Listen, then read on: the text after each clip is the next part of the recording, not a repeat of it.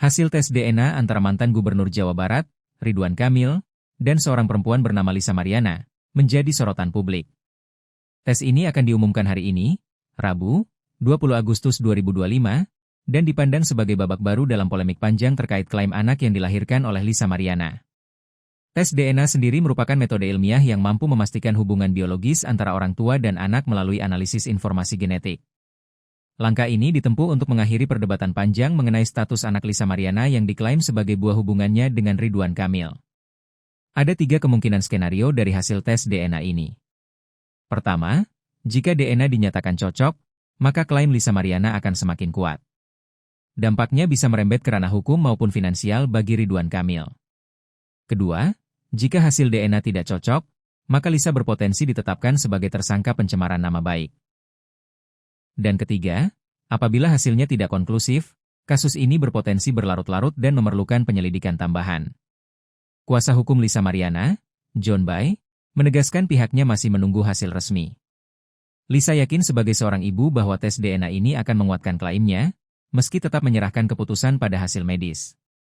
Ia juga menyatakan, Lisa siap menerima apapun hasilnya, namun jika merasa kurang puas, ia berhak meminta uji ulang terhadap sampel yang diambil.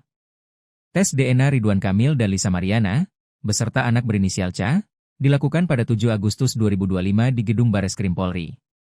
Hasil pemeriksaan rencananya diumumkan lebih dari 10 hari setelah pengambilan sampel. Persoalan ini bermula dari klaim Lisa Mariana, seorang selebgram sekaligus mantan model, yang menyebut anaknya merupakan hasil hubungan dengan Ridwan Kamil. Klaim itu disertai bukti berupa tangkapan layar percakapan hingga video call.